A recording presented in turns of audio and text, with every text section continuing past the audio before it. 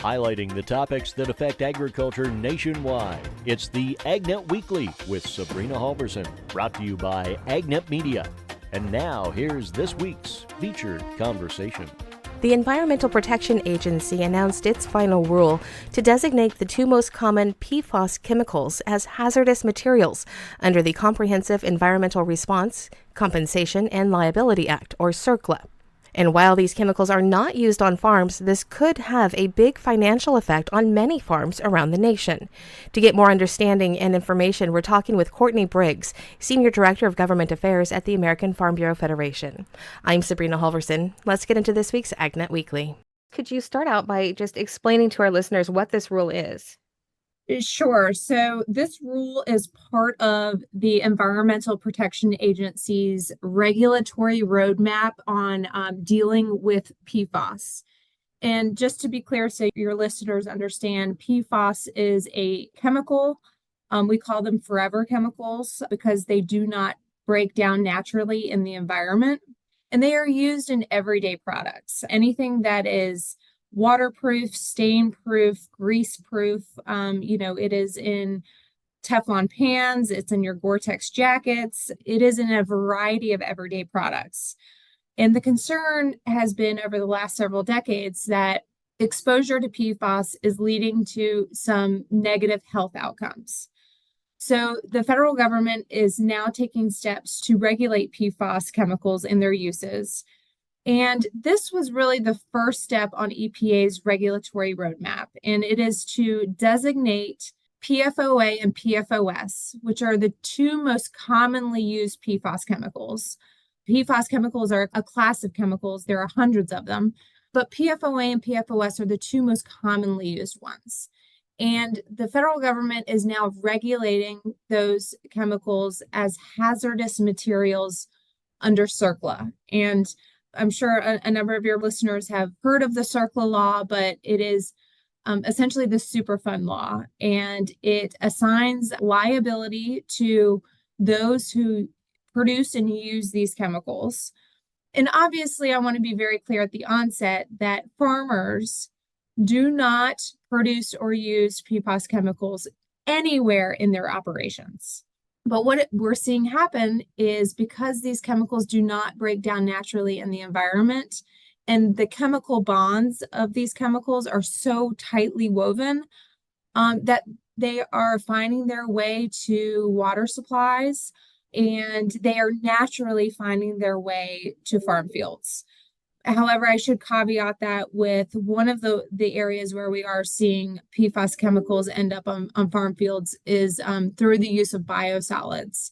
A farmer will go to their local water utility and take that sewage sludge that is nutrient dense and land apply it as fertilizer. And this has been a celebrated activity by all levels of government. For farmers to do this. It's permitted. Unfortunately, there are areas of the country where we are seeing biosolids contributing to PFAS levels on farm fields. So I want to make the point again that you made and very clearly made too. And it's just so important that people understand this. I think that this is not a chemical caused by farming, or chemicals, I should say, a group of chemicals caused by farming or used in farming. And yet this new rule could have an effect on farmers, right? Absolutely. So it is worth repeating a number of times. Farmers do not use these chemicals. Nowhere in our operations do we use PFAS chemicals. They are just naturally, finding its way through the environment to farm fields in certain areas of the country. Now, this rulemaking, the CERCLA law, is a joint and several liability statute. So that means that anyone who comes into contact with the chemical can be held liable. So certainly, the chemical manufacturers, the 3Ms and the Chemours of the world are the producers. Then you have Gore-Tex and others that are the users of the chemicals. And then you have us. And we are called passive receivers. Once again, we don't use it. It passively comes to us. And unfortunately, under this rulemaking, just the way that the law is written, anyone who comes into contact, whether it's intentional or not, can be held liable. And that is why we are so concerned about this rule. So what happens if it is found on a farmer's land? Yeah, so at this point, I should have started this conversation with saying that the federal government is building this plane as they're flying it. So there are a lot of components that they just have not figured out yet. There's technology that still needs to come online. There are standards that need to be set.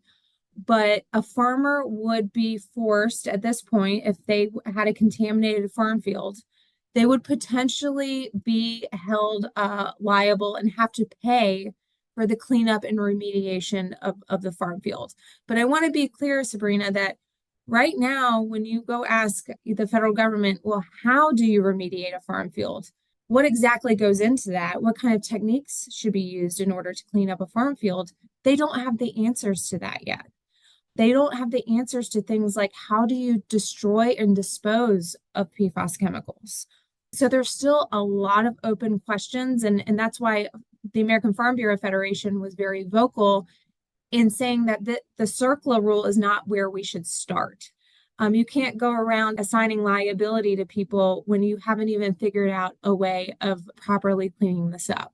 So there's a lot of unanswered questions that remain out there, and they're really important pieces of the puzzle.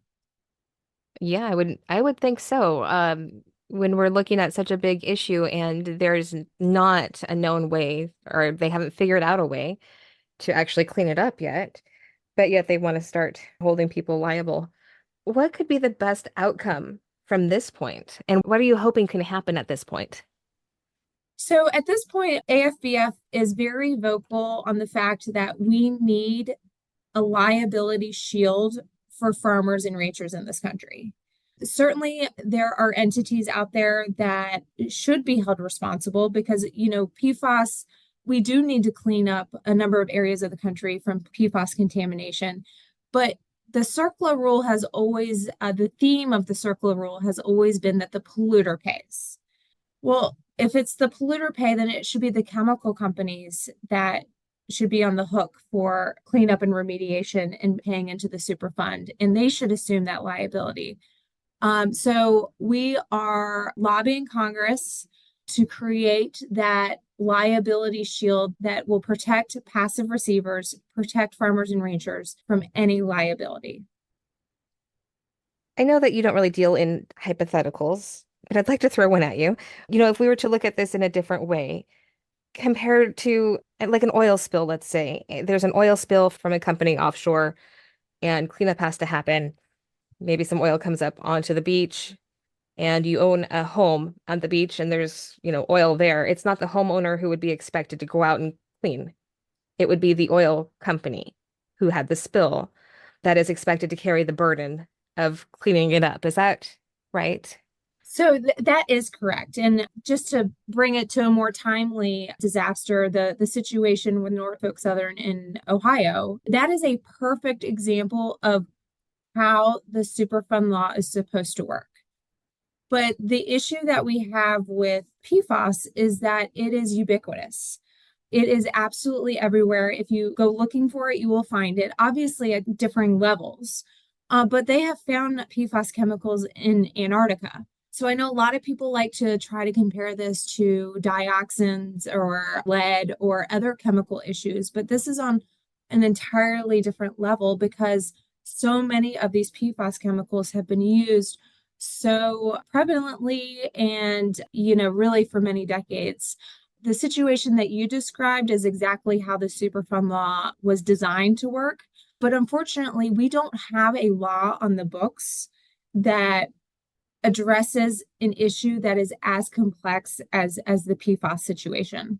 I think this administration has decided to take the statute that most closely fits this situation off the bookshelf and apply it here, but it does not fit. And Congress really needs to take a better look at perhaps designing a new law and a new statute to address a situation that is this complicated. You mentioned, talking to your legislators, elected officials. Is there anything that our listeners can do to get involved in this? Yes, and I think talking to your elected officials at all levels of government is very important, because I'm just talking about the federal piece, the federal government piece, but there are state governments that are certainly, bringing down laws and regulations that folks need to be aware of. But I think over the last couple of years, we have done a very significant push on educating elected officials and members of Congress about what the impact is going to be on agriculture. I have been up on Capitol Hill and I have highlighted this as a concern, and I've had, prominent members of the United States Senate look at me very confused and say, well, where in your operation do you use PFAS chemicals? So I think having those conversations, expressing the need for that liability carve out for passive receivers, understanding that farmers and ranchers are at this point could be held liable for these things, that is an education effort that needs to be taken on. And we would appreciate your listeners helping that.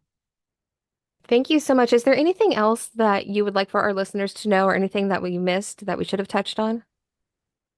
It's worth noting that the agencies did release enforcement discretion policy in conjunction with this rulemaking. It is EPA's best effort to say that they're not going to come after farmers for enforcement actions. So, essentially they said we're going to do our best not to take enforcement actions against farmers and ranchers. That is great, but the problem is that still doesn't protect us from third-party litigation. So this is not an ironclad liability shield that the EPA has offered us. But I did want to mention that there is this enforcement discretion policy that they have released, but it does not give us the protection that we need. It does not allow us to sleep well at night. It just doesn't provide that complete coverage of liability that we need. Thank you once again to Courtney Briggs, the Senior Director of Government Affairs at the American Farm Bureau Federation, for this important conversation. And if you would like to hear more conversations like this one, be sure to hit that subscribe button. This has been the AgNet Weekly. I'm Sabrina Halverson. Continue the conversation online by following Sabrina Halverson on Facebook, X, and LinkedIn. And get more agricultural news at southeastagnet.com and agnetwest.com. This has been the AgNet Weekly from AgNet Media. Thank you for tuning in.